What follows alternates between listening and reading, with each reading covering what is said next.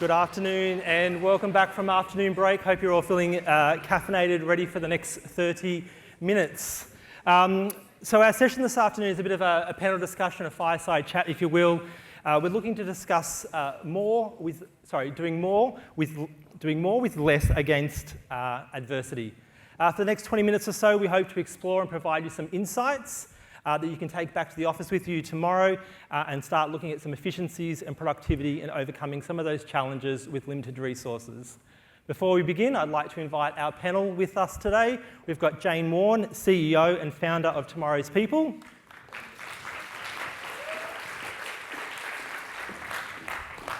Anna Wallace from Catholic Healthcare.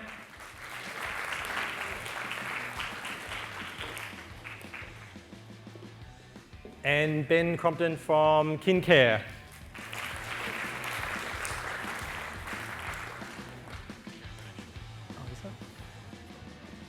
Awesome. Well, thank you so much for joining me this afternoon for our little fireside chat. Quite a warm day in Sydney. Ben, I thought I might start with you. I'm really keen to understand some of the initiatives that you're running at KinCare in relation to some of your hiring that you're doing at the moment. Yeah, so to give everyone a bit of context, so the business I work for, so we're an in-home care provider for the elderly. So we provide services in the home, anything from cooking, cleaning, showering, right up through to sort of managing dementia, palliative care, respite, those more complex services. So we do it around the country, right around Australia. So we've always had most of our offering has been sort of non-clinical recruitment, as well as clinical services as well in the home, such as nursing services, medications, injections, things like that. So we have a very small allied health offering. So one of the most challenging things we had was about 18 months ago. We had the business came to me and said, "Oh, we'd like to build out our own internal capacity for allied health. So have our own physios and OTs, as well as our own nurses and support workers." So that was interesting. And naively, I just sort of signed up for it and said, "Sure, yeah, let's give it a go." And then when I was talking to a lot of people in the market, a lot of agencies that we partner with, lots of them were saying, "Look, it's a really tough space. They weren't really keen to deal with us because they didn't want the jobs either." So then also had I remember I looked at Seek.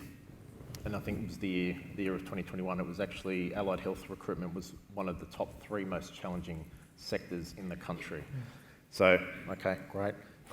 Internally as well, we had some issues with, we didn't really have our allied health teams really set up or anything like that operationally, let alone job ads, let alone job descriptions, let alone all these things. So we just had nothing really to work with. So here I was thinking, hey, this is going to be challenging here. But anyway, what we did, I got all that together. I got the job ads together. We spoke with the managers and said, "Look, this is what got them across the content and all that type of thing." And we went to market looking for our own allied health professionals. And after a couple of weeks, we got nothing. Literally nothing. Not even candidates that weren't really suitable or in the ballpark. So then we had. I thought, okay, this is really challenging. Everyone was just said, "Look, Ben, it is what it is. We all sort of told you that's what's going to happen." Until one day, I logged onto Smartrecruiters, our platform, and we saw one application sitting there for one of our jobs. And I was like, all right, this is great. Cracked it. We've got it. We cracked it here. Something's gone right. And so I contacted this lady. So it was for a part-time physio role in Newcastle. So I contacted her and I said, we got your application. What sort of appealed to you about this opportunity? And she said, "Well, I'm moving from Sydney to Newcastle with my family, so this was a great opportunity." And I said, "But there's so much demand out there for allied health professionals. Why KinCare?" So her background was mostly in aged care, but it was mostly residential villages, aged care facilities, things like that. So she had no experience in what we did, which was community care in people's homes. So I said to her, "So is that a key part of what you're looking for? And that was certainly a motivator for her. So her application was the relocation, but it was also because of the ability to professionally offer support to people in their own homes.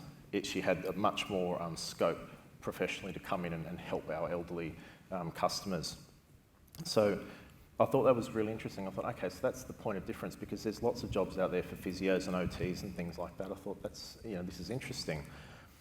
And then she went through the process. She was great. She was hired, and look, she started within a couple of weeks. And from that discussion with her, I thought, okay, maybe that is a point of difference for us in the marketplace. She came to me and said, look, this is what I'm looking for. So it was very much a candidate-led conversation. So I thought, okay, so using that information that she gave me, we went through, we used that language, I suppose, that she gave me in all of our job ads, in our proactive searching templates to other candidates. Even when we had discussions with other candidates, like, what's your reason for applying? Oh, I did a bit of reading about kin care and, this and that. And I said, is it also because it's in-home care? Is that appealing to you? Because what was happening is that they felt that there was not much they can do for people when they're in aged care facilities. They're already sort of past that stage where they can intervene. It's really just care. But if they wanted to come in earlier in the process, which we could offer, that really appealed to them. So that language changed our job ads, changed our screenings, questions, everything like that. And would you know it? Would you believe, actually, within, we were starting to get more applications coming in. We were starting to get more response to our proactive searching, because I used the language that she told me. It's not that I was coming up with this information for our content or anything. That really appealed to other people in the market as well. So that was incredible, and it turned it around for us. Within 12 months, we had hired 23 allied health professionals nationally, directly, no cost. 50% came through job ads, another 50% came through from headhunting. So it completely turned around our allied health function, and now now it's something that we pride ourselves on, is our allied health offering, as well as nursing, as well as support work as well. So it really sort of turned the ball game. So it's a bit tricky now, because the hiring managers have certain expectations now, which we've lifted the ball game. So they there's no excuses anymore. We've got everything we need, and we did really well out of it. So look, we just completely turned that around. So it was a challenge at first, but it was just that one conversation that set me up. And how do you see that going forward? Allied health is going to become bigger and bigger as we've got an ageing population and the demographics start to change. Yeah. What plans are you starting to put in place? Have you started thinking about what the next 12 to 5, 10 years looks like? Yeah, so at the moment we're going through a bit of like a lot of companies, going through a bit of change at the moment as well. The allied health space it's not our main sort of offering, so it's not a key focus of the business at the moment. But we are at a stage where we actually have talent pools of allied health professionals, which was unthinkable 18 months ago. Yeah. Because we've got people that have been in the mix. They've through the allied health professionals know other allied health professionals, and so on and so forth. Aged care was never appealing for a lot of them, because of the there was more money in working in a practice as opposed to aged care, for example. It just wasn't a thing. But like I said, I'm pleased to say we've got the talent pools ready to go. Not big, and we engage with them on a semi-regular basis. Not necessarily, big doesn't always mean great, right? Sometimes it's the quality that you have. That's right, yeah. And look, the quality that comes through is always quite high. But look, if someone was, a hiring manager or one of the operations managers came to me now and said, we need to, beef up allied health recruitment again, I think we've already got the message there. We've got that point of difference to the market, which, maybe not a lot of other companies have. So I think it really turned it around for us. Awesome. Yeah. That proactive piece is really important, and I'll probably throw to you, Anna, to talk about what's happening with Catholic Healthcare around some of the proactive sourcing that the team is doing there. Sure. Well, I'm quite jealous hearing about Qantas and the warehouse group and the numbers that they get in. I work in a very similar industry to Ben, and we just don't get those numbers. Care is a really hard gig. It's not sexy. And so we don't get the numbers in, so we can't just post and pray and hope for the best. And when I came to Catholic Healthcare just over a year ago, I was tasked with growing the workforce by 20% in a year, which in a very candidate-short market with very low applications just was not going to happen unless we did something differently. So what we started to do was look for partners out there. So we have been partnering with universities, TAFEs, registered training organisations, Workforce Australia, local jobs programs and employment providers. And essentially, when looking for a partner, I'm looking for someone whose values align with our organisation and someone where we can both have a win-win. So in an example of an RTO, there's a lot of RTOs that have got funding to run what's called micro-credentials courses, which are basically like a mini 5-day course it's like a taster for working in care. And essentially I support them to get the funding they need by signing a letter of support. They're then able to run those courses, and then we go and introduce our roles at the beginning of the course, and at the end we go and interview the participants and join them with Catholic healthcare and quite often start them up with a qualification. So we've had to do a number of things like that to really build the candidates and build the pipelines, which has actually resulted in us growing 27% in a year. And then the great thing about working with Smartrecruiters is that we can actually measure our success. So sourcing strategies has become a really big part of what we do outside of advertising now. And essentially, we've set up all our new sources in Smartrecruiters, so when people come in, we can actually see the percentage of our hires every month. Our careers site does generate about 37%, so we're actually going quite well through that. Okay. But some months we've got up to 30% of hires through our partners. Wow, it's massive. And what initiatives are you looking to grow that partner network further? Are there other areas you haven't tapped yet? Absolutely, we are looking to grow that network further. I think universities will be a really big core part, particularly with allied health as well. We're wanting to engage students in allied health assistance roles before they actually get their qualification, to encourage people into care, particularly into community care, because it is a great role. But we will need to do more and more of those strategies. In saying that, though, it's actually created a bit of a problem for us, because when you really fling open the doors and have quite a number of different pipelines coming in, you can't guarantee the skill level or the gender or the location of the candidates when you're trying to build volume. And in the care sector, it's become very client-driven. So it's no longer about what providers want to provide and what suits us to provide, it's about what the clients are demanding. People are wanting to age in a very different way to what they have in the past. So we're needing to hire to needs of our clients. So essentially, if they want a female who speaks Spanish, we have to try and find a female who speaks Spanish. Wow. And we're finding that we're having to upskill internally our care workers to make sure that they've got the level of skills to match the client demand. So it's been good, but when you grow, there's new challenges that come up. It's still not easy. Yeah. And that's so relevant. We were talking about this at the lunch break. One of our clients is also an aged care provider, and we're seeing a real move, particularly in New Zealand, towards people wanting care in home, but not actually in your childhood home, but in a care facility. Sure. But as opposed to going through the step we often go through, which is we start in an assisted living and we might move into more of a managed care and into the kind of hospital wing on our way out. Actually staying in one place but having the carers come to you, it requires a really different type of recruitment because it's much more personal and the people want the service for that personal touch. So again, having to really change the way you source those candidates and looking for the kind of patterns of who works well in that space versus who works well in that more standard kind of care facility space has been something really challenging.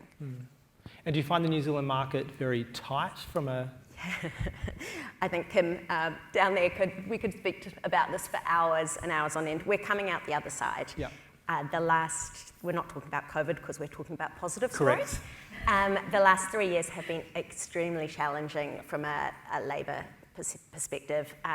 Aged care has been probably one of the hardest when there's a really tight market and you're looking at people who are fundamentally on minimum wage. We're competing with retail, we're competing with hospitality. We had no hospitality workers in New Zealand anymore, they were basically gone. So the market, and we didn't have the same number of immigrants coming into the country, which was a huge labour pool. So now we're really seeing that start to change and shift, and it's great. We've actually got candidates to choose from again. Nice. And you're competing against roles that are a little bit more sexier than the space you guys play in, right, as well? So we are. It's that, how do I attract great people for these roles? Exactly. Knowing the skills that are required for that particular role. And I think what Ben was saying is so important, that what drives people to be a healthcare assistant or a caregiver, and mostly you really have to appeal to the sense that people get from delivering those roles. There's a real a sense of that, what's the word I'm looking for? Some people are natural carers. It's almost like a calling, right? Yeah, a It's calling. like teachers Exactly. and nurses. They've got this Exactly. calling to be that. Now, when you've got a really tight pool to pull from, what you need to do is appeal to that sense of nature. So make sure that advertising really appeals to that sense of people. And I think that's been something they've done really successfully as well, is let's point that advertising specifically at making people realise you're giving back to the community. Fabulous. Jane, I'll stay with you. I'm really keen to understand within your consultancy and the work that you do with customers around budget constraints, like what strategies have you implemented to drive productivity, understanding that HRDs are not cash, throwing out heaps of money to TAs to go wild. What are you seeing? What are you doing? Yeah, it's been really interesting because we've come out of the talent shortage straight into the budget shortage. Oh. So it's been an amazing few years. So while we actually have talent, we now have no money.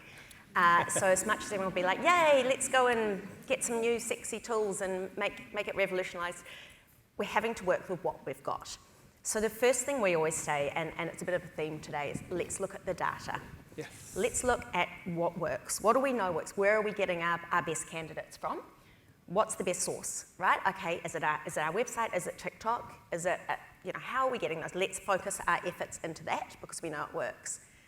The other one that we're really pushing at the moment, particularly in organisations like retail, aged care, healthcare, we're trying to teach our hiring managers to be better hiring managers. It doesn't cost much to coach your hiring managers on the basics of doing things really well. The better the hiring manager, the better the decisions they're making, the better the candidates you're actually attracting.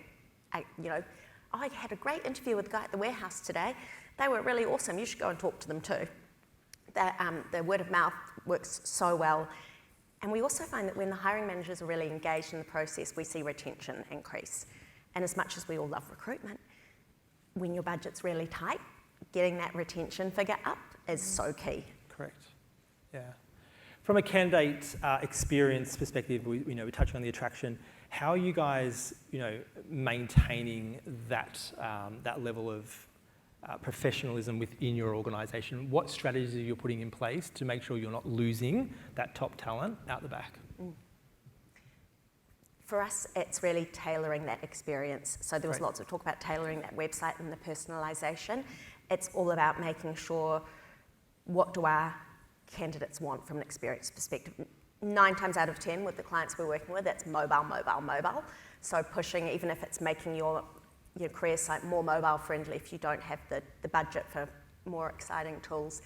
And the other piece, which is a bit of it's tricky at the moment, is making sure that you're engaging with every candidate in some way. So no ghosting, right? Because we're suddenly seeing this shift towards massive amounts of applicants for a smaller amount of jobs. We're hearing a lot of stories about applicants and being ghosted, and I think Qantas said it, the warehouse said it, there's so many, your applicants are also your customers 9 times out of 10, and if you treat them badly, they're gonna remember. So it's really focusing on, even if we can't hire everyone, let's treat people with the respect they deserve. I think for us, it's been really allowing the candidate to lead the experience and really being very central in the process. So instead of doing a phone screen that meets our purposes, the phone screen is not a tick and flick exercise. It's about saying to someone, why did you apply for this role? What are you looking for? What do you love doing? And quite often, someone will apply for a role with Catholic Healthcare and I'll talk to them and go, you know what, I actually think this other role would be better for you. I've actually got a role available now, or can I keep you in the loop for when that role becomes available? And essentially, I think Ben talked before about what's your point of difference. So really knowing in your industry what's your point of difference. And we're seeing a big reduction in our turnover. We've had a 10% reduction in our turnover year on year. And for us, it's actually painting people a picture of where they might be able to go in the future. So it's actually, if someone says to me, career growth is one of the reasons why I applied because I'm feeling a bit stuck, I'll use that opportunity in that initial conversation to really say, hey, I think you need to consider this opportunity in this company seriously because we can actually offer you that, and just give them a little bit of a taste. So I think, I'm seeing that sort of, that initial meet and greet over the phone screen is not about us ticking a box. It's really about going, how can we engage with you in a way that is great for our organisation and great for you and your future career. Making sure they're the right fit, right? So Yeah. you're spending that time to understand this is that person's aspiration, and are we the right 'Cause then organisation they'll for stick. them? Correct. If they're in the right role and the right organisation, they'll stick. Yeah. And like you said, that ability, once you talk to someone, you might go, actually, you're not right, but we can talent pool you. Yeah. And then Maybe you're not saving now, money. maybe in Yeah. 12 months' time, maybe it's a longer burn. Yeah. Yeah, great. Yeah, or at least, let's put you in that pot for this other role which we might have coming up and keep engaged with you, and then we're going to save money on trying to attract later down the line. Saving the money is a very interesting piece, and obviously, talking about budgets, a big strong point for me is around referrals. I'd be really keen to understand, are you guys looking to drive, are you doing anything cool within your own spaces to drive those referral networks across your business? Yeah, for us at KingCare, we actually went probably a little bit backwards on ourselves, because we did have a referral program which was based around an app. I won't mention it here, but it was fundamentally a really good product that would allow our home care workers to download the app onto their phone and refer their people straight to our TA team via the system. This was really just flicking through contact details and things like that. Our recruiters would then pick it up and sort of chase the person for a CV and sort of go through that process once they would get through.